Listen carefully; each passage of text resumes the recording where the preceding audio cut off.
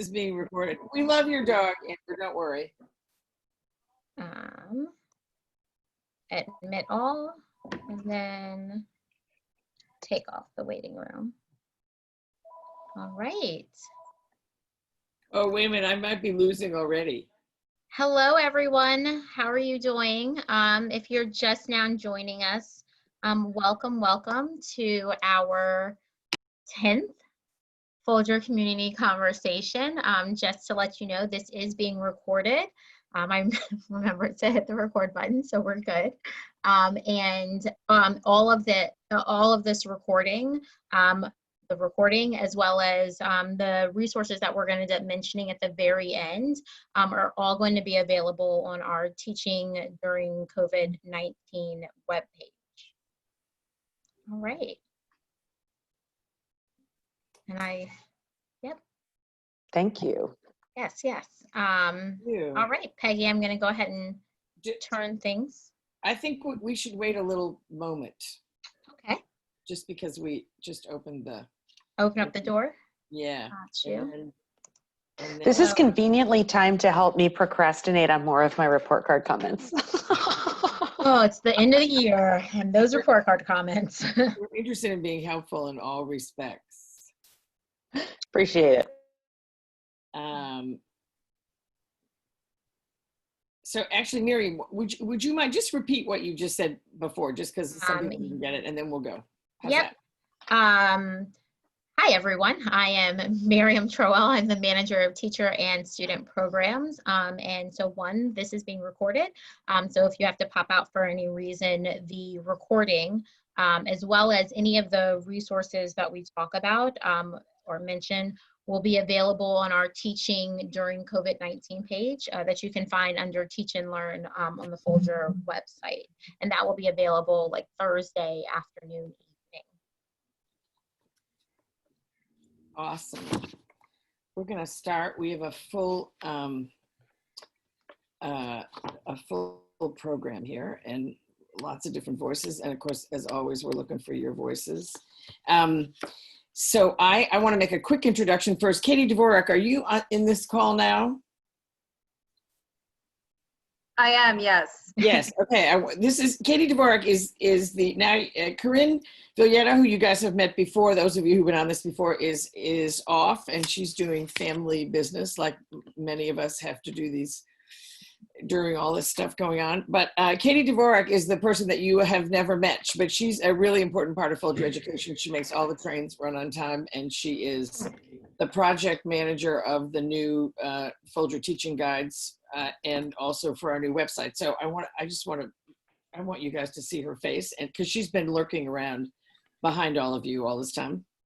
I have, and it's been great to sit here and watch all of you amazing teachers do such amazing work. So thank you for that. Good. All right. So we're going to do some more of that. So just to say what's on for tonight. So goes without saying, tonight is a night, right? And even though you guys maybe have some more to go, or maybe you guys are finished, some of you guys are done. If you're in New England, you got a long way to go. It feels like a long way to go. But even with all that, we are in a time and we need to meet the moment. And so our thoughts are that what we will do tonight is everybody will do some talking and some listening and some doing and questioning and commenting all about race.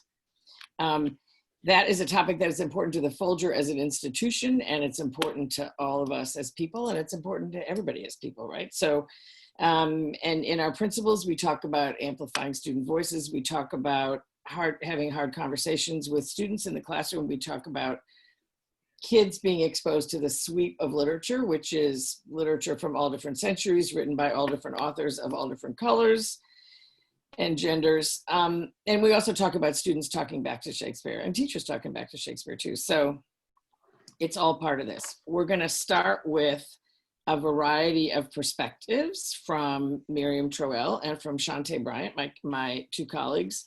And then after that, we'll all get moving together. And then after that, we'll hear from Debbie Gaskin and Amber Phelps, who are two terrific teachers. Debbie, I think if you've been on these meetings, you might have met before, or if you were in the Romeo and Juliet book club, She's the one who was leading that. And Amber, Debbie Debbie is a white teacher who teaches in South Carolina. Amber is a Black teacher who teaches in Baltimore.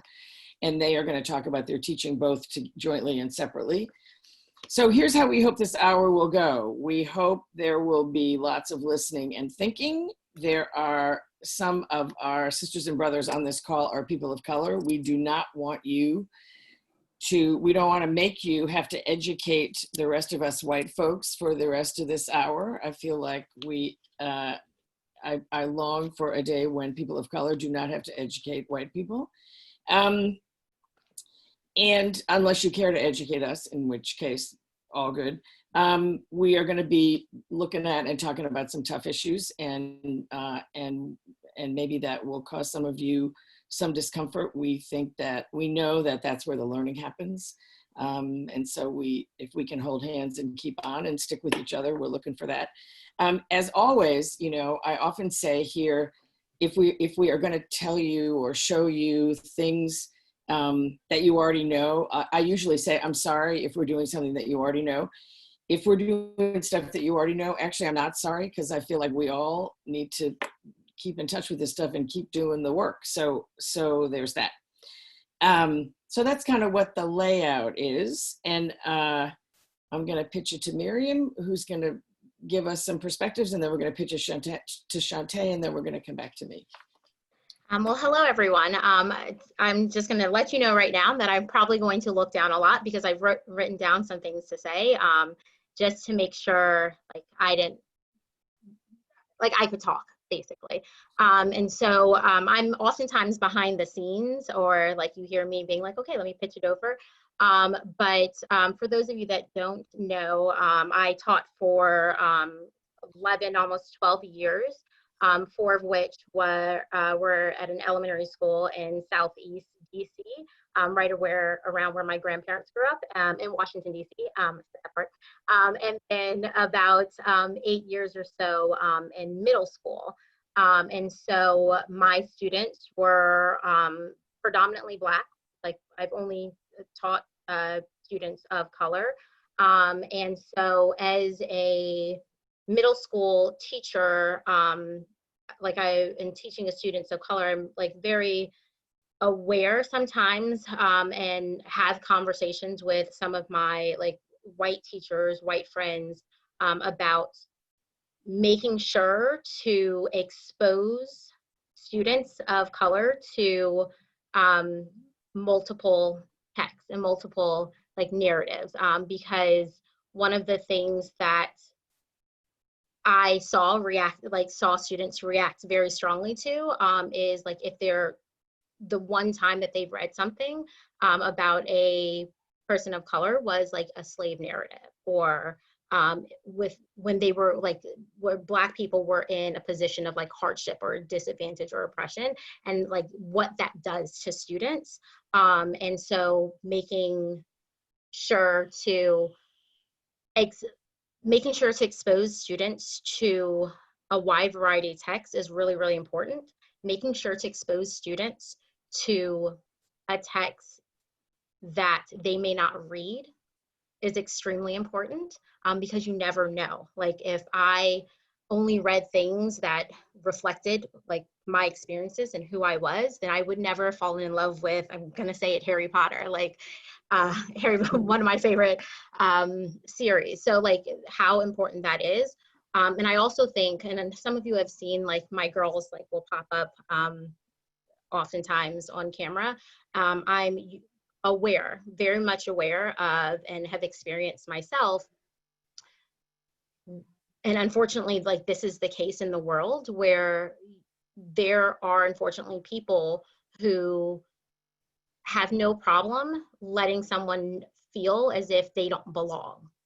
And so one way to bridge that gap for students is making sure you're exposing them to a common text, a text that when they go and have a conversation and someone's mentioning a particular topic or a particular line, they know that. And so Shakespeare for me, and like that's part of the reason I wanted to join Folger, is it's a common language for people. Like the plays are so well, or so produce so much, thank you, for myself, and it allows students and it allows people to start making those bridges and to have those conversations that need to be had. Like we're seeing it right now, like there needs to be that bridge. And so like for teachers that are like, oh, who wants to teach, like Black students don't want to hear, and I can't speak for all Black students, obviously, don't want to hear about some old dead white guy. By teaching them Shakespeare and by exposing them to Shakespeare, you're making sure that when they go into college, like when they go into a place of employment, that and someone brings up Shakespeare, like they feel like they belong. They feel like they can talk too. And they don't feel like an outsider. And so like that was something I was very, very aware of as a middle school teacher, making sure that I exposed my students who were predominantly Black to all sorts of authors that they would not read on their own. Like, and it's our job as a teacher to make those works that they're not going to read engaging and to make students want to dive in. And so, I mean, I'm not just like plugging this because I work there, but but like, that's why the Folger method is like so effective for students, because it engages them. And if you can engage a student in reading a text that they otherwise would not read, you're opening doors to them. And so that's all I have to say. Thank you, Miss. Thank you. Shantae, you got a perspective? You have a perspective. Yes, I have a perspective. So hello again, everyone. My name is Shantae Bryant, and I am currently the admin assistant with education, but I would say my permanent home is collections. But Peggy would say I'm studying abroad. So I'm studying abroad with education right now. And I'm coming to you with a voice that not of a teacher, because I'm not a teacher, never been a teacher, but I have been a student, recently a student. So I feel like coming to you all in a student voice, but not even a Black student, a student that understands the value of diverse narratives, and to give you a visual of how essential those are for us. One narrative is not enough, and exposing your students to different perspectives, it gives them this opportunity to explore, so you introduce this one text and the student looks at this as something, sweet or sour or salty, and they want more of it, and they'll go explore it for themselves. For instance, I can name the many times that I felt like this wasn't displayed well in my school. Harlem Renaissance, for example, my teacher decided to use, The Great Gatsby, even though it's a great book. I love it, but come on now, Harlem Renaissance. I'm gonna leave it. Oh. Sorry, guys. my little brother just.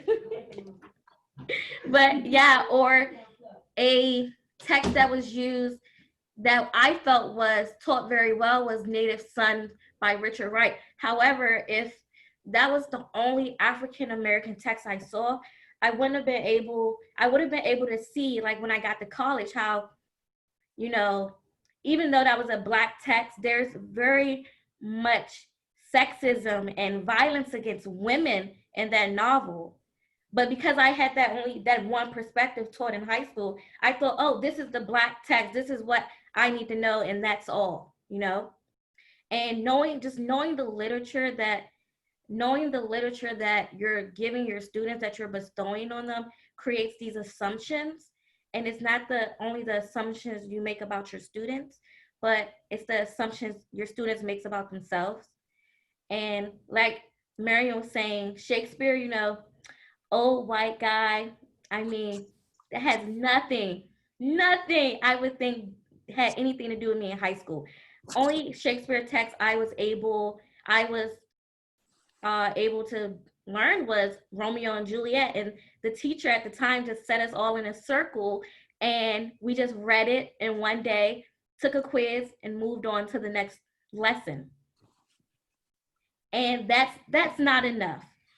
So when I was able to go to college and I had the pleasure of meeting Peggy, and I had to let her know that I really want to be an intern with you. I really want to work with you, but I don't know Shakespeare. And she, I'm not going to say hate's a strong word, but she loathed that statement, guys. She's like, what do you mean you don't know Shakespeare? You know it, you live it. And I took that learning opportunity and it sent me so much further. I was able to become a researcher at the Folger the year after. And I remember getting on a bus and going to the Folger to learn what I have to learn, and people looking at me because they'll see my ID and they'll say, Folger, her? Doesn't look like it adds up. People won't say it out loud, but they'll look at you. And you just have to, and I just think it's important for you guys to know that, yes, you're teachers, but I want you to look at this as a student telling you that you're also social activists and you have like this great power and responsibility. Yeah, you know, like superheroes. Like you guys are literally superheroes, and you should look at this as taking a charge and, you know, giving it your all and teaching and allowing your students to explore literature in so many aspects. That is all. Thank you, Miss. Thank you, Miss. We think about this stuff all the time in Folger Education, right? We think about you all the time. We think about race a lot, and we all have a lot to say. I have 4 things to say. One is that I'm an old white person, as you can tell by looking at me, right? And I have been all jobs in education, but I have been working on the whole notion of bringing people together across divides of race and religion and class and all kinds other kinds of difference for almost 50 years, because I'm 100 years old, as I said earlier. And I think there is nothing more important. Actually, I mean, is that more important than Shakespeare? Oh yeah, I think so. Yeah, I think Shakespeare is a great vehicle, but we are all going to end up nowhere if we can't figure this out. So that's a thing one. That's who I am. I say and believe really strongly and know that people who teach, do you guys, especially people who teach middle school and high school, you do the most important work on earth.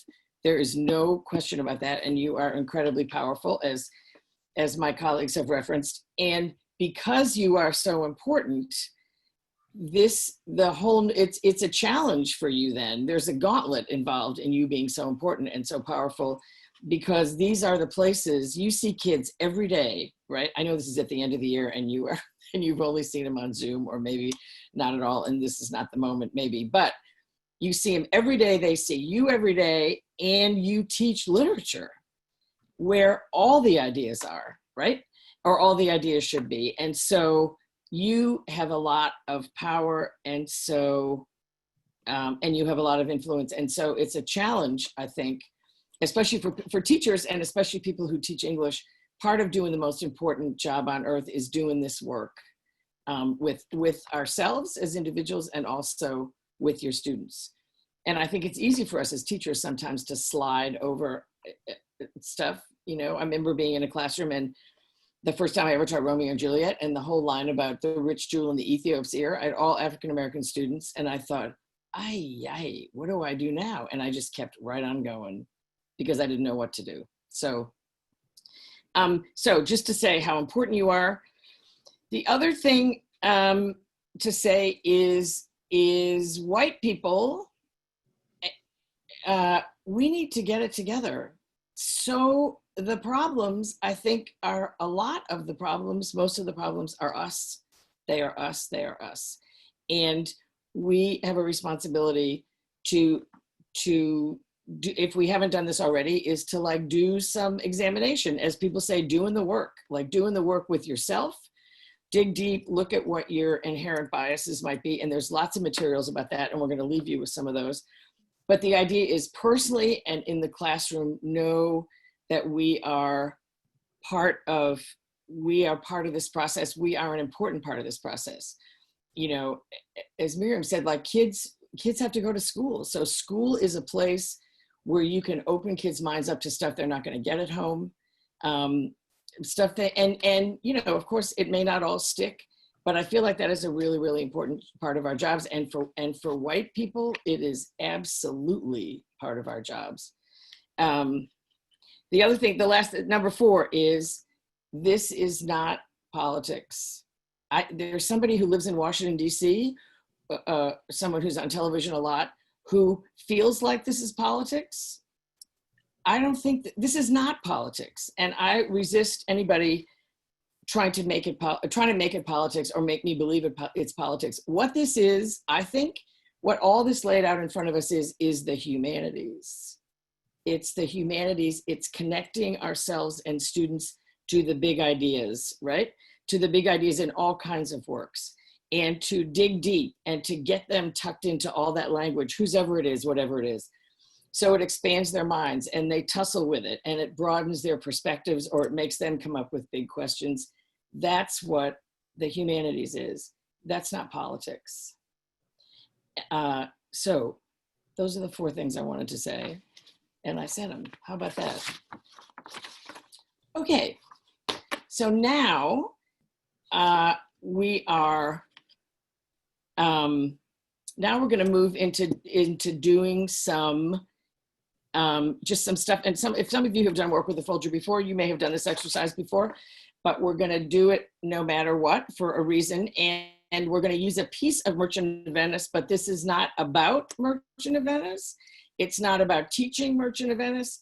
It's something that you can do with students in one period that can be really helpful in terms of opening up minds. I mean, the other thing is absolutely the humanities. What the humanities are about being human and about seeing each other as humans and recognizing the humanities in each other. And so we're going to do this. We're going to do this spate of stuff. You're going to do this spate of stuff. And then we're going to, if you would share your observations, that would be great. We're going to freeze the chat box while we're doing it. And then afterwards we'll take some observations, and you can either put them in the chat box or talk about them. Okay, so Miriam, can you put some slides up, put the first slide up there? Yep. Please That would be awesome. Give me one moment. I got it. Oh, thanks. Give me one moment, folks. Sharing my screen. There we go. These comments are great. We're going to go back to these comments. Very good. Okay, we're going to blow this up as much as we can so you can read it. So here's what I would like you to do, and is we're going to read this chorally, right? And we're just going to read it once, but everybody together. And we know that on Zoom, together is like there's reverb and there's all kinds of repetition and stuff.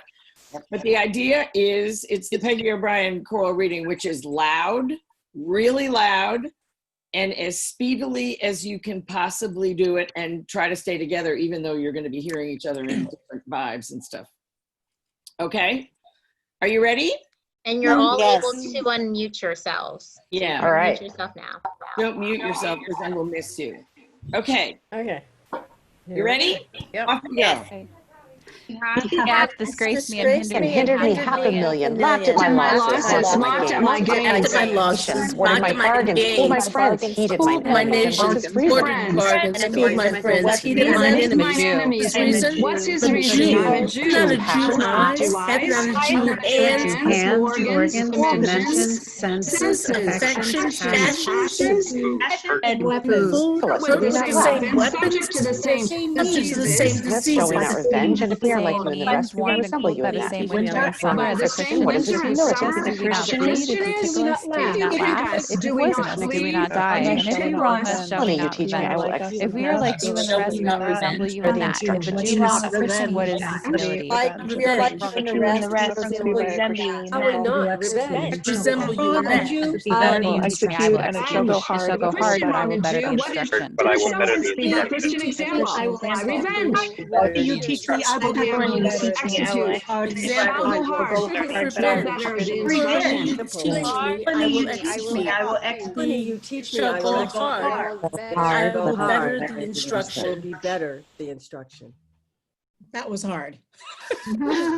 Okay. Couldn't really hear to get in sync like a chorus. Understood, but I'm going to ask you, but you know, I'm like hardly ever satisfied. So yes, it is hard, but I'm going to ask you to do it again, right? But not all the way through. I'm going to ask you to go down to if you wrong us, shall we not revenge?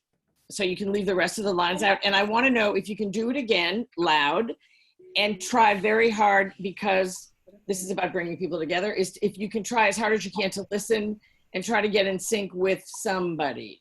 Okay. There's no prize for the person who finishes first. I'm just, we're not giving out prizes tonight. All right? Not tonight. Not tonight. Maybe another night, but not tonight. Okay, are you ready? Can we have a come He Graced me and handed me $500,000. After my losses, my losses, my gains, My nation, what is the reason I'm a Jew? my I thought it was. bargains, I thought it was me and organs. and what's his my reason? friends. I'm a Jew. My enemy. This is Reason, hands, organs, dimensions, senses, affections, passions, the same food, subject to the same diseases, Lead, if you took us, do we not laugh? Senses, affections, and passions. Shall we not revenge? Same food. Christians, do we not believe? If you take us, do we not laugh? By the same Believed by the same means, Christian shall we not revenge? Winter and summer as a Christian is. Summers as a Christian is. shall we not Trick us, do we not believe? Christmas, do we not laugh? Do we not laugh? Christmas, Christmas, not die? Wrong us, shall we not revenge? Wrong a Jew, what should his sentence be by Christian example? Why revenge? The villainy you teach me, I will execute. What is his humility? You were supposed to stop, Stephanie. Yeah. That was great. Did that sound different to you? It sounded really different. That was great. I love this. You were supposed to stop is my favorite thing. Okay, now you have that. We're not going to talk about that. We're going to go on. No, wait, we're not going to go on to the next thing yet. Sorry, Miriam, I'm getting ahead of myself. All right, so, and these are a series of readings that we have done with lots of teachers. We have done this with lots of students. We have done it with lots of community groups of all kinds. So we're not going to move on to something else, but in the meantime, just to say that you have read this speech, and whether you know this speech or not, or know this play, if you know this play, forget about the play. And we're now going to say that, so, and also if somebody's having a party in their kitchen, if they could mute themselves, that would be awesome, unless you want to invite us all afterwards. I mean, maybe you don't. So now we are living in a world, this is usually, you know, kind of a dystopic thing, but maybe it's not so much today, actually, is we are living in a world where several years ago, this country was invaded by Martians. And Martians arrived and they took up shop and they lived in our neighborhoods and they became our shopkeepers and they began to insert themselves into our ways of life. And in the beginning, it didn't seem like it was okay, but after a few years, it seemed like, no, they are taking over everything and they are keeping us from being who we want to be and doing what we want to do.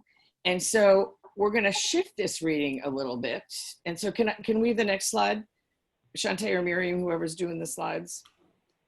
Yeah, we're going to shift this and we're going to ask you to read this. And you will see that there have been certain words taken out of the original speech and we have put in other words and we're going to ask you to read them.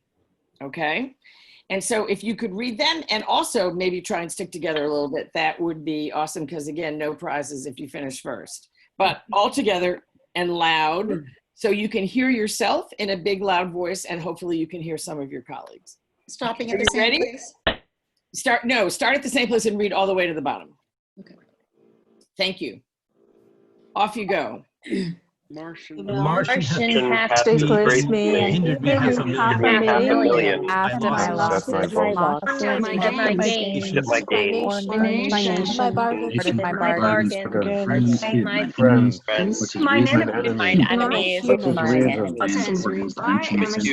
eyes, not a human hands, organs, dimensions, senses, affections, actions with the same foods, with the same subject to weapons, the same diseases, fueled by the same means, armed and cooled by the same warmed and cooled by the same winter and summer. The Christian is, do we not Tickle us, do we not laugh?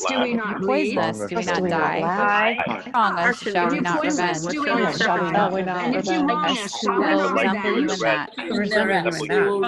you in that? Will you enact Wrong a human? what is his humility? Martian example. Villainy you teach me, I will execute. Villainy you teach me, I will execute. Why revenge? Revenge. Let me teach me, I will execute. I will go hard. Execute. I go hard with instruction. I will be better at the instruction. Great. Thank you. Whoever was last, you were wonderful. Okay. So I'm going to ask you just to have some thoughts about this. Actually, we could have 3 comments about this reading. Anybody? 3 comments? You gotta put your hand up and say it out loud, or just say it out loud. Who's got a comment about this? Anybody? Gina. Gina. Hi, Gina. Go ahead. Yeah. Hi. Okay. I really like this. It not only reminds me of what he was saying in the beginning about Jews, but by replacing this, it's suddenly, you're realizing we're all human. Okay, if we're facing somebody that is not of this planet, we have more of a connection with each other through a piece like this. We actually can see that, as humans, we're all the same. And I think that's a big part of it. I mean, and I see what you're doing with it. It's interesting to me because, most people can't figure out I am African American. I grew up in a mixed society in Evanston, Illinois, so I had that. When I went to teach, I've taught in mostly urban areas, but I've taught in California, I've taught in inner city and in suburbs. And these are some of the things I always bring to my students to make sure that they understand that we are all alike. And I love this. I'm going to repeat this on my own because this to me is it's great because you can get the connection there that we're all human, and especially with what's happening right now. I love it. Okay, and we have another piece to go, but thank you for sharing that. Does anybody else have a comment about this? This is kind of midstream in this. This is Vicki Sherrod from Ohio. Hi, Vicki. And hi.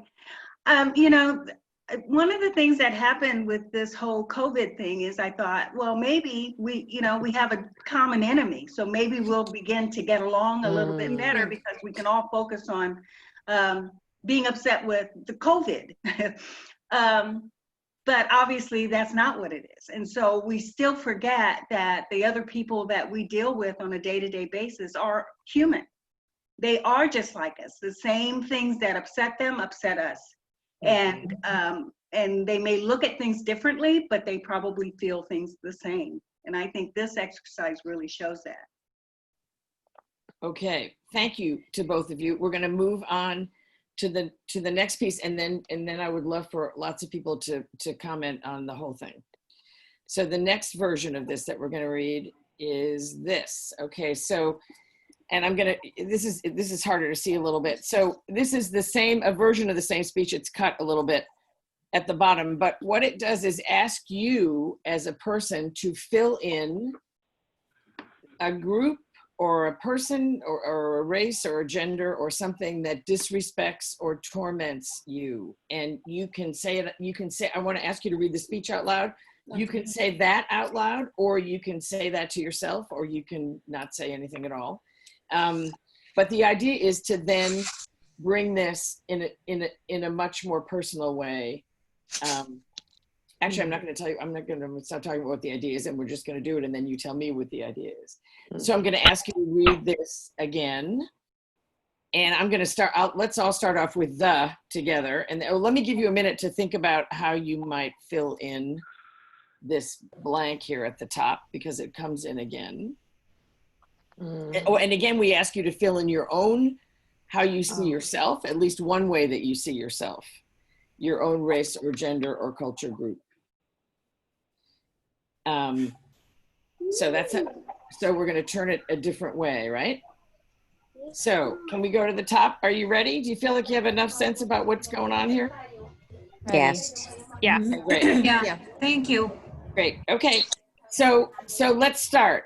The old black There you Drunk go. Republican Injured me, injured me, laughed at my $500,000, losses, laughed at my losses, mocked at my bargains, cooled my scorned my nation, resentment, my Scorned my friends, nation. defeated my enemies. my enemy, My reason. A woman eyes, a woman hands, A female dysfunctional hands, organs, dimensions, senses, food with the same was cooled by the same winter and summer as a by the same equal by the same winter and summer. Because do we not bleed if you tickle us? entering Africa as a black male Poisonous, do we not die? Shall we not bleed? Shall we not? If you wrong us, Shall we not revenge? you not revenge? If you wrong us, shall we not revenge? You Poison wrong us, us, do we not shall we die? not If you wrong us, shall we not revenge? do we not die?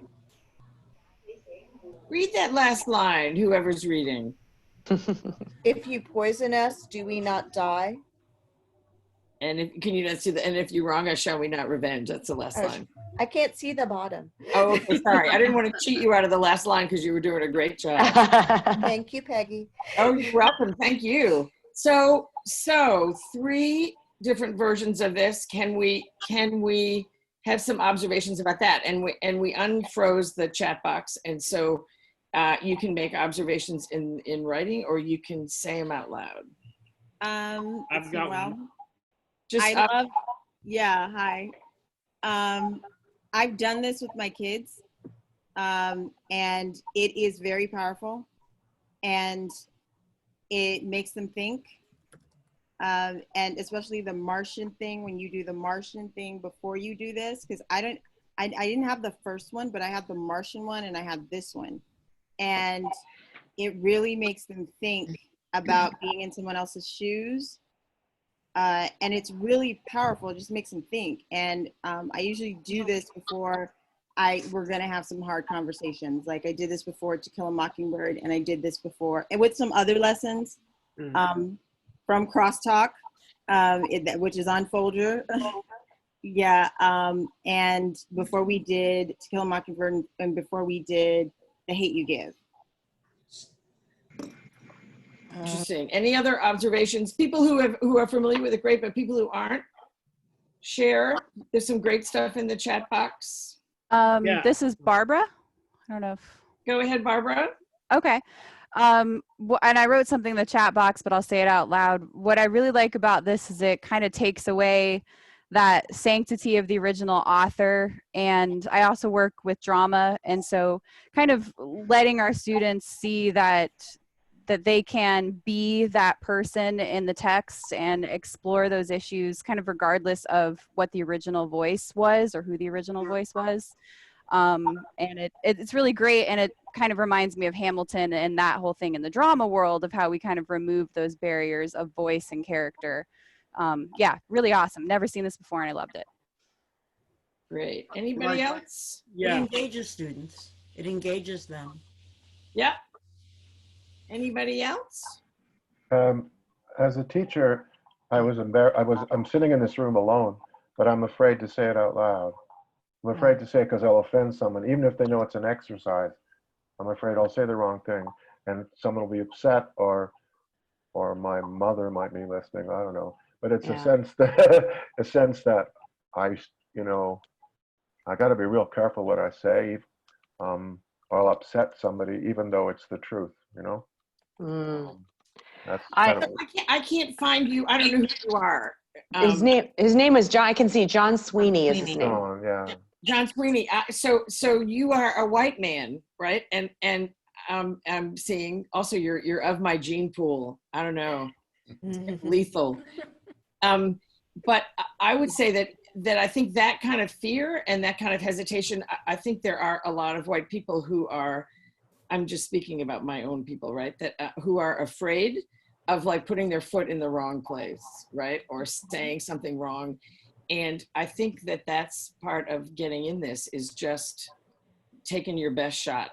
Because what that is freeing, and it also frees students to do the same thing and then to have conversations about that. I feel like a lot of this is learning with students. When you do this kind of stuff with students, it's not us really teaching them anything, it's us learning together. But I really appreciate you saying that. How about one more comment live and we're gonna move on. It was hard for me. I'm mixed race and was a military brat. But anyway, my mother immigrated from Japan not long after Japanese internment. And I just was raised, and my mother worked for the US government. So, you know, just this like whole loyal American thing. And she wanted to make sure people understood she was a part of this whole thing. So it's so ingrained in me to just disregard and not go there, to not think about, I could not think of a group that has disrespected or disgraced me it's happened to me, but it's so ingrained in me and explicitly taught to me to just push it aside. That was hard. And because I'm mixed and the way I look, people don't know what to make of me. If I go to El Pollo Rico, they speak Spanish to me. And if I'm walking down the street, people don't know what to make of me. So there's so many reasons that I'm realizing, gosh, I've never really unpacked that. And I'm over 50. Yes. A lot of wisdom in those decades, I think. In that decade you're in. May I just ask a question of John? Because while I was listening to you, John, I'll be honest, I'm usually a very good listener, but I didn't know if you were, I don't think I realized you were talking about yourself. And, you know, like, I guess I was thinking, you know, I want to say what I want to say, but my mother might hear me. So John, were you saying that you're there in the room by yourself, even though that you're by yourself, you were not feeling free enough to share here in Zoom with us about whatever you wanted to fill in? Is that what you were saying? No, I was talking about a religious group, and I sort of separated from my family's religion. And so my wife and I live here with my son. My mother's passed away, actually, but she's got She can hear you. My mother's ghost. She keeps dropping by at the wrong time. Totally. Oh my goodness. Okay. But it was so much like the way I was raised, most of my family's beliefs, lately feeling a little cut out. And it was more of a religious, I have a different religious beliefs than my family. So it wasn't, but it's the strongest one I feel right now from even my blood family. So it wasn't, it was a specific thing. And when I said my mother, what I was talking about was that she was very strong in this religion. Yeah. See, look at me now. I'm not saying it. Okay. So we're going to wrap this little piece. All this stuff will be available to you, all these materials, but and they're part of this package called Essential Everyday Bravery, which is a whole set of lessons. Actually, Amber Phelps participated in creating some of those lessons. And they're designed to be one period lessons about getting students to start talking about difference and otherness, and among those things, race. So those will be available to you also. I have to say, we thought a lot about whether to do this in this group because I feel like we know you, but like we don't know you, do you know? And so I wasn't sure. I thought this was a little risky, but I thought it was a risk worth taking. But thank you so much, because you clearly are in it with us, and we totally appreciate that. So now I'm going to pitch this because we're moving on. I'm pitching this to you, Miriam, I believe. Is that right? Sure. Yes. Hello again, everyone. For the next portion, we definitely, as always, we want to honor teacher voices. And so when we were thinking about, okay, how else can we have these conversations and help build this bridge? Interesting enough, I did a quick phone call to Amber, who is, I've done things with her before. And I was like, hey, Amber, we're going to be talking about race Wednesday's conversation. Like, what are some tips? Like, what are some things that you do with your students? And so she and I started talking. She's like, you should also talk to Debbie, because Amber teaches in Baltimore, at Baltimore City College, like honestly, like the United Nations of students, like from all different backgrounds, races, economics. Debbie, who is her, they're working together for Midsummer, if we would have had it, and they've worked together on other things, kind of the polar, like opposite. She teaches in South Carolina. She is white, but the two of them, and if you've ever been in a conversation with the two of them, like despite being 800 miles apart, only seeing each other every once in a while, like there's a connection. And so I think it's important now more than ever to, like, how do we as teachers, how do you all as teachers make that connection and start building those bridges? So I'm going to pivot to Debbie, who is in South Carolina, who's been teaching for, I think, a number of years. I don't know whether you want me to say. A number of years. 24. 24 years, y'all. 24 years. And Amber, who is in, again, Baltimore. And so we just, starting out, I'm going to put up some questions so that way you all can kind of see the direction that we are going in. But I'll go ahead and ask you all the first question. You all will be working together for the Midsummer Summer Academy, have worked at summer academies before. How did the two of you all come together? So we kind of came together, well, our first interaction together, we were in the Teaching Shakespeare Institute together in 2012. A great experience. Debbie was already an experienced teacher. I was in my second year of teaching.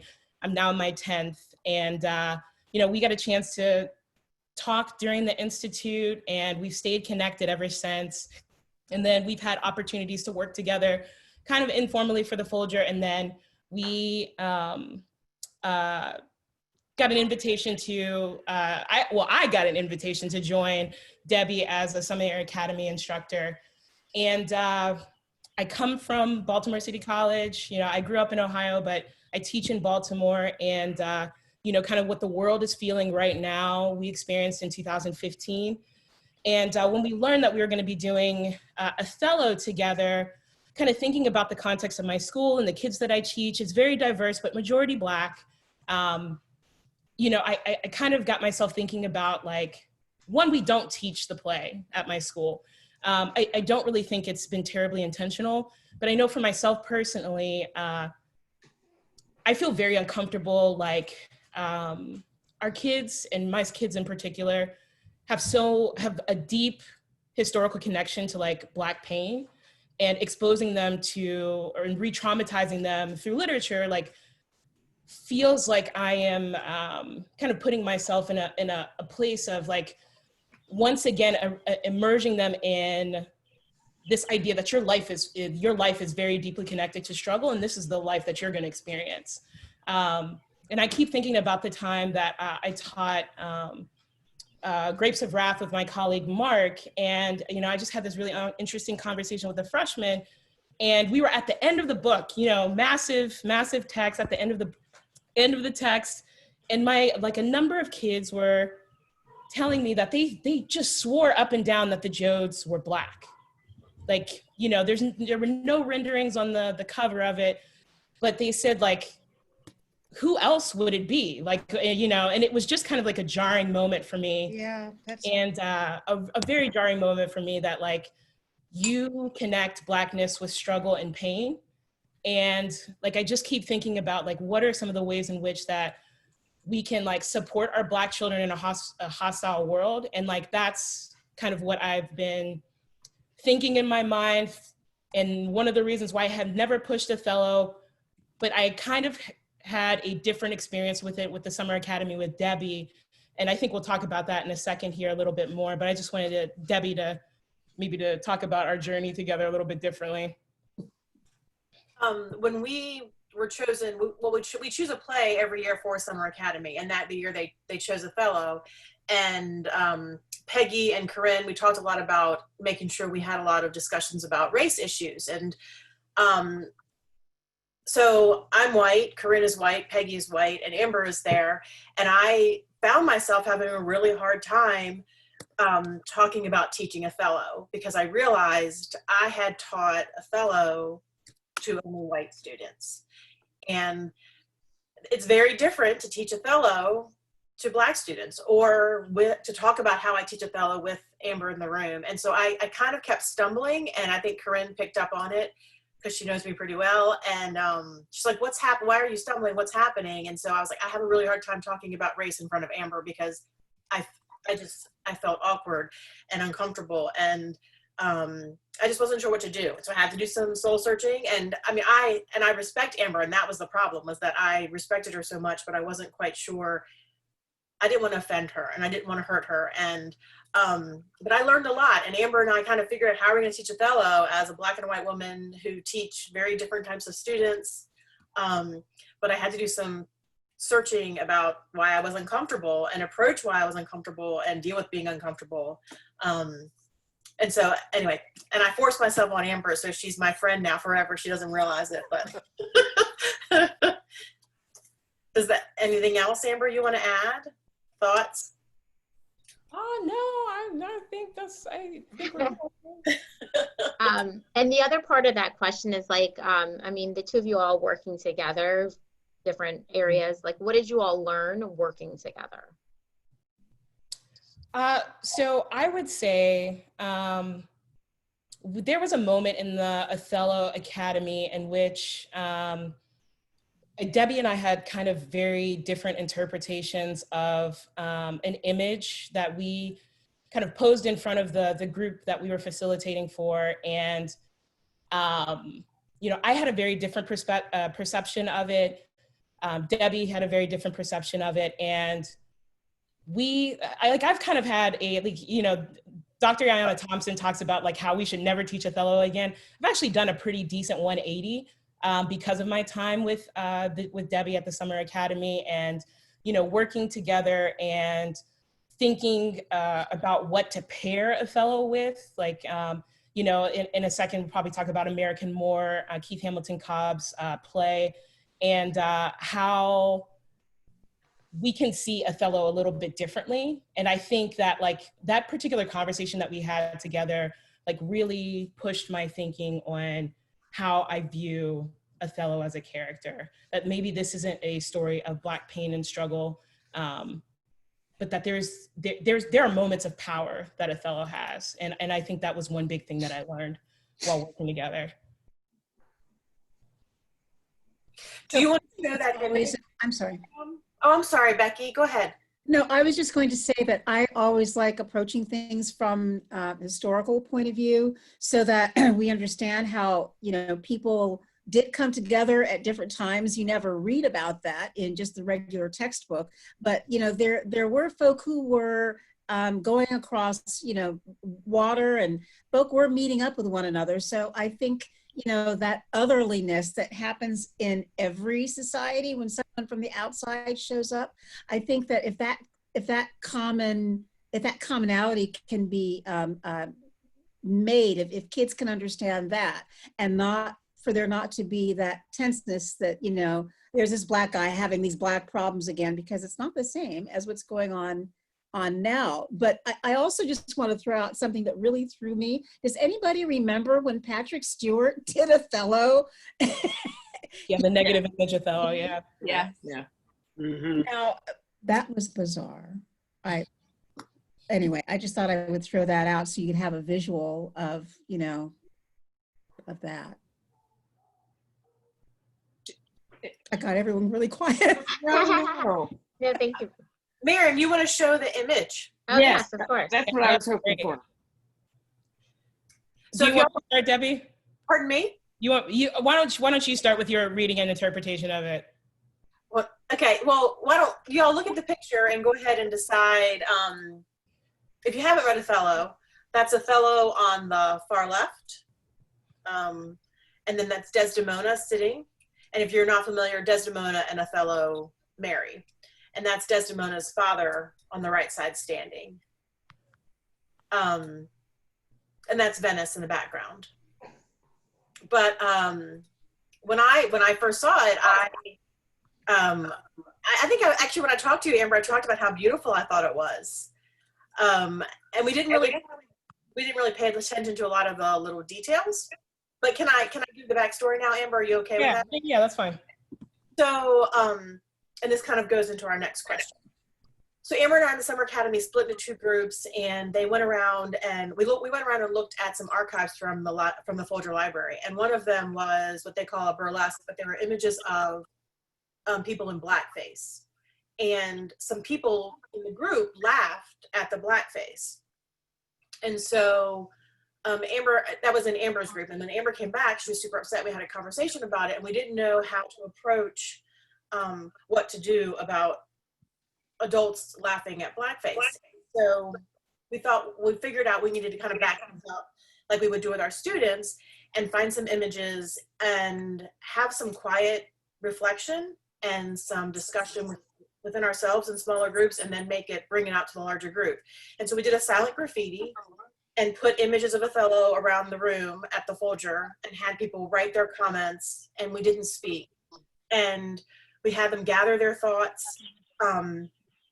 And then Amber, you can throw in anything out right now if you want, or whenever. And we went around the room and listened to all the interpretations of who Othello is and what he looked like. And like in this image here, you notice Desdemona and her father are under the pergola. And I never noticed that, but they're being protected from the sun. And Othello's literally outside of the pergola. He is literally an outsider in the image, but I'd never noticed that until Amber pointed it out to me. Oops. And so doing those steps made me realize, and we talked about this earlier today, like the Folger, when you read anything about the Folger and their interpretation of how you should teach literature or teach anything, actually Shakespeare, so that there's an arc, and you start with words and sentences, phrases and scenes, and then acts, and then entire plays. And we realized that's the same that needed to happen with our students in regards to having these really big discussions about race issues, that we needed to start with something really small and build up to these big discussions. And it's funny, it worked with adults, and it's why it works in my classroom, because we start with very small nuggets, and then when we get to Othello in October, November, we can have a discussion without people saying inappropriate or things that make other people incredibly uncomfortable. I don't know, Amber, what else do you want to add? So I'd say that, you know, my interpretation of the image was a little bit different, like Debbie said. And one of the reasons was I had the really distinct pleasure of going to see American More by Keith Hamilton Cobb. I just talked about it a second ago, with Peggy, and she facilitated a conversation with him afterward. And we paired come to some moments with from American More, in which this actor is like speaking with this white director. He's off in the distance, the audience can't really see him, he's kind of shrouded in darkness, and talking about, he has very intimate moments with the audience, talking about like his frustration that really there are only three major roles in Shakespeare for Black men: Aaron and Titus Andronicus, Othello, and Prince Morocco. So, talk about like showing Black males that, that they find like a place in Shakespeare is really difficult when you've got those three characters to kind of work with. And he talks about this, this frustration that he has and how he feels like he's tap dancing for this white director. And he has to explain why he is fit for this role and for this white director to ultimately make that decision for him. And he talks about how troubling that is in these long monologues. And like, he feels like this is a moment in which I am performing for these white people. And I saw that in this photo. Like, Othello he's an amazing orator. He knows the power of words. And this is once again a moment in which he has to earn the protection and respect of these white men. And he has to take on that casual cool pose, like when he's talking to them, and kind of use his words to kind of let his, you know, the fear and the negative kind of associations that they still have about Othello, like he has to try and shed that off of himself in this moment. And like, so I mean, it's a beautiful photo in that it's gorgeous, but like I feel and I see Othello's pain in this moment, that this is just once again, after I've fought for you quite literally, I've told you about my war stories, and yet this is still a moment in which that I am not invited to your this protection underneath you and with you. And it was just a very interesting moment that we had together, and it was pretty powerful.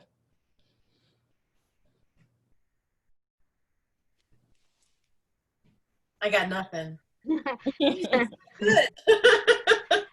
Gotten to and then we talked about like, how do you both approach teaching Othello or another text where there is, you know, uncomfortable topics for some students? I was telling you earlier about the arc and using the arc and small chunks with images, having them have their own personal conversations with themselves and in small groups, then bringing it out to a larger group. But we had talked earlier about talking about this concept of outsider and insider, and using that piece from Merchant and having students realize how they're outsiders in their own personal lives. And I'll be vulnerable for a minute. I was talking to Amber earlier, and I said, I'm showing all my sins today. Very Catholic. But I said, I feel uncomfortable saying that I'm an outsider, because I feel like it's really not valid. That I complain, like my outsiderness is that I'm not married. And I live in a community where marriage and children are valued. And I'm one of very few women who's never been married in my school and whatever, my friend group. So that's my outsiderness. And I often, like, people complain about their husbands, and I'm like, oh, you have no idea what I deal with. But I feel like a fool making that my outsider. And I asked Amber, was that offensive to her? Because I feel like that's like pretty like first world props kind of thing for me, or white privilege problem. And she said, no. And Amber, I don't want to speak for you. You tell me what your reaction was in the conversation. And I think it's the same, like my reaction was the same as if, like, I've done, you know, the Merchant activity, like plenty of times with my kids in a Merchant of Venice unit outside, you know, and at the end, like a lot of my white male students kind of come to the conclusion that I have difficulty putting in something in this blank of a group that torments me. And I think before we can even get to naming what privilege is, like having them walk right into it, I feel like is like kind of a place that we need to be. So like, I would never shame Debbie for feeling as though that her pain is not important to the larger world. Like it very much is. But I think like when she starts to get to the question of like, how is this pain similar or different to the ones of the people of color around me, my Black students, like other people who are experiencing like marginalized identities, our queer students, our trans students. And like, I feel like that's like so important that we get them to that question, like naming that question out loud, like, how does the pain I'm experiencing similar or different to the one that I see with my own eyes every day, but I may not be able to name it. And like getting them into those conversations, like that Merchant activity like does it every time. Like kids having difficulty putting in like a place, or kids having difficulty picking one tormentor. And like how we talk about intersectional identities, right? Like overlapping pain. And like, how do we deal with that? How do we move through that? And I got nothing. I love that phrase, Debbie. I got nothing. I got nothing. So I had to try and figure out also what to put in terms of who torments me, because no one does. So I just decided, okay, let me think about a time when I was irritated and like really think about what that actually meant. And so because I chose men, you know, because I love men, but you know, those few moments where I realized, okay, this is like a male female thing where he's thinking like, oh, you know, what you have to say is not quite as valid. That was like a long time ago. But I had to think about that. And I also thought about people who can immediately think about who is tormenting them, whether it be racial or gender or, you know, social group. And I think that someone wrote in the chat how important this conversation is. I think it is, because we all do come from different places, different experiences. My life was charmed, has been charmed, still is charmed. And so, you know, I have to have conversations with people when I say, okay, we need to remember that everyone is not from the same little, you know, little sectional of paint on a palette. You know, there are folk who are mixed and have mixed experiences. So I just think this is really good, because it requires us to reach into ourselves and find those moments of discomfort. And then for some people, it's just being free to share that you've had a moment of discomfort. I think that's really great.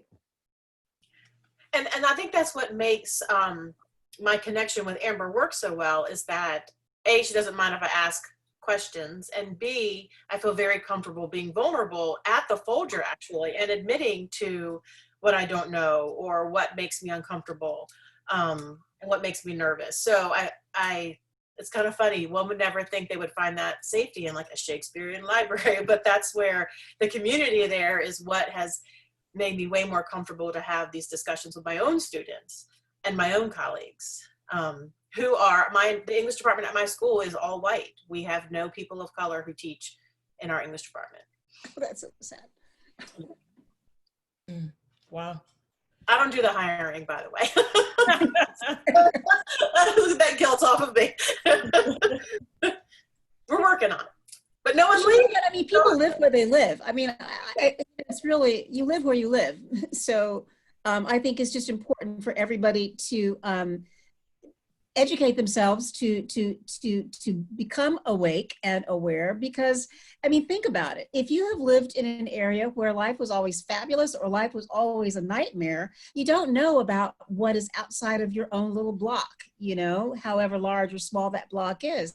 And then when you open up a book, when you go to a film and you think about how you are looking into a window, I think that's what changes everything. And if we can have those conversations in school, if you can't have them at home, but find out a way, if it's not usually cool at home, find out a way to have those conversations at home. Because I have so many friends who are frustrated that they can't have with their mom or their grandfather just a regular conversation that has to do with, you know, people coming together or having a tough conversation. You know, you just don't talk about it. So I think you know, the theater actually is just a place of comfort, and the Shakespeare, you know, that's it's theater, so it's home. And then Debbie and Amber, I mean, I'm sure this is a question that so many teachers have. How do you handle those difficult moments in the classroom where a student says something and you're like, Amber, you want to talk? And actually, before you guys answer, I just want to point out that part of my job is I'm the old lady who has her eye on the clock. And so actually, Amber and Debbie, if you would talk, please, and then maybe we'll take a couple of comments or questions, and then we're going to wrap it up. Amber, do you have something, Amber? Sure. Sure. Sure. I think it's really important to acknowledge and understand that everybody is on a journey to consciousness, right? And that we all start somewhere. And I think like putting in a lot of ways in which that we can mediate that conversation is like very important. Like the merchant activity is a very safe way to use the language of the text to get them into these tough conversations. Pairing texts, like, you know, putting American More with Othello and having these two characters, this guy who is auditioning in front of this white director with Othello, and having these characters literally have a conversation with each other is important for them to see difference in literature. And I feel like that's our job, is to mediate that conversation. The silent gallery walk that Debbie talked about earlier is another way to get kids like writing out their thoughts before they start talking about it, so that you can target maybe kind of the you know, read the room a little bit before you open the conversation up vocally, and maybe pick out some examples and, like, you know that those are the key ones that you're going to go to when conversation kind of opens up among the group.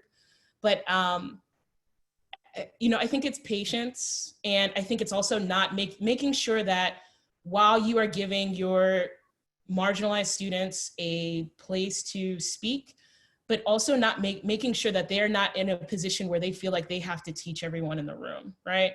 And that's very important. And making sure that they have the space to learn and listen just as much as they have to talk and instruct. So I think that's important too. Debbie, you wanna? My cat has something to say. Sorry.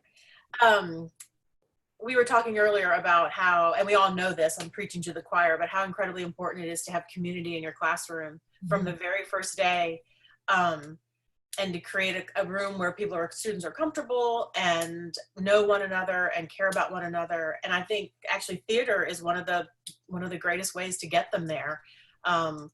Doing something every day that is some sort of, and I'm not getting paid for this plug, but doing something from the Folger where they're standing up and communicating with each other, and they're not sitting alone, isolated in their own desks, but looking at each other and having, you know, talking through a play or working in a group. I don't know how that's going to work with COVID and being 6 feet apart, but just it's so important to build that community in our classroom, and then the difficult moments hopefully won't happen as frequently.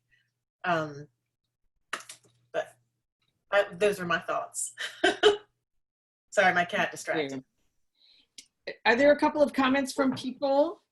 I have a comment. Somebody who hasn't spoken yet, please do. Could you enable the chat? You go. We're going to go a little bit over time if you guys don't mind. Could you enable the chat so I can save it? Yes, we can enable the chat box. Yep. Hi, Peggy. It's Hi, Farah. Yep. Yeah, one of the things I use with Othello when I'm teaching it, and bear in mind, I'm the only white person in the classroom. My students are at Newark in the south east part of the San Francisco Bay. And I have mostly, I'm going to say mostly, I probably have half first generation, but it's definitely second generation students. Anyway, I use Isabel Allende's Daughter of Fortune. If you have read that, I love her. And it really brings, it has a lot of the same issues, not only of race, but of separateness and of fascination, you know, with another race and with otherness and, you know, all of the things that Othello sort of draws from. So does Isabel Allende's Daughter of Fortune, except she's from Latin America coming to San Francisco and hangs out with Chinese. So it's like the whole, right, that whole otherness comes into play in about 1850s, if you guys know the book. Anyway, it seems to work. Bear in mind, I do have seniors in high school. I only teach seniors, and we have a specialized program where I get them all day. They're one group with me the whole day, yeah. So I teach them, I don't know if you saw in my chat box, but I'm going to shift my economics class to structural economic racism. I don't know if you listened to NPR the other day and heard Miss Brown. Mm-hmm. Awesome. So I've been looking at her stuff. It's just mind blowing. Anyway, That's all. I just thought I'd toss that out there in case anybody else wanted to have a look at that particular novel. It's a really great one to use simultaneously with Othello. Thank you. And I one more. wanted to jump in for just a second. One thing that I found, and I realize my perspective is very different, because the Diné people, the Navajo people, are a matrilineal society. And despite 7 generations of just vicious effort by the United States government and big religions to change all of this, when I'm doing things with Merchant of Venice, you have a female heroine in there, and I think there are ways to approach this to make this work, because Navajo people understand female leadership. They understand that kind of a perspective, but they're also very reticent to perform. So what I do is puppet shows. And so it's a lot easier that way, because then they're able to see it in performance because they're doing the actual performance, but they don't have to get up in front of a whole bunch of people and perform publicly, which can often be rather difficult for Navajo and for Hopi kids who I'm mainly working with right now. Right. Thank you. Thank you for sharing that. Also, your part of your commentary makes me want to say that the thought that Portia is a female heroine in Merchant of Venice, there'd be like lines of people lined up to have a conversation about that sentence alone, which is some of the wonderful, it's only part of the wonderful stuff about Shakespeare, what Shakespeare offers us, and also Shakespeare in connection with contemporary literature. That's the other thing I feel. So we are gonna go toward the wrapping up of this, because this is the last one of these conversations. We've had these conversations every week for 10 weeks. No, we had a week off for 11. We had a week off in the middle. And I don't know what we're going to do next Wednesday night. And we can't even go to a bar because there are no bars open in DC. But we also are going to have a reunion, we think, a reunion meeting at the end of July, and we'll let you know about that. One thing I wanted to say before I sign off, and then Miriam is going to really sign us all off. Miriam and Madison are going to sign us all off. But just to say that that this has been a huge pleasure. The notion of you teaching, what I said before, the notion of you guys teaching Shakespeare along with contemporary authors is really important. That's our whole thing about getting Shakespeare off the pedestal. And if you teach in an English department, and we know they exist, right? Where most of the works, all of the works that you read are written by white people, many by dead white people, many by dead white men. Really, I'm married to a fabulous living white man. I'm a fan of white men, but that's crazy. And so in some of these departments, people are reading a Shakespeare every year, but boy, they're not reading a whole lot of other stuff. And there have been a couple of cases where we have been able to be helpful in persuading a department to make a shift. Like somehow if the Bastion of Shakespeare shows up and says, gosh, you need more things by writers of color here, that somehow has made a difference places. So if you need to talk about that, we'd love to talk about that. There are high schools that teach Daisy Miller, and that makes me want to go run right out into the street at this point. I mean, in lieu of a lot of other stuff.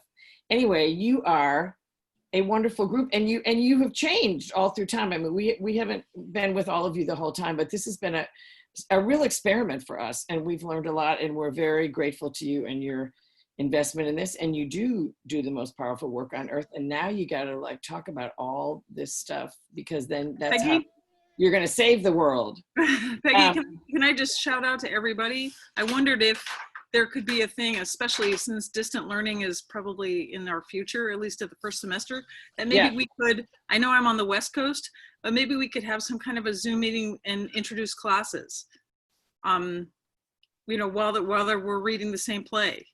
If I could introduce my class to whatever you're teaching, or whatever, you know, Jerry's teaching, or I don't know.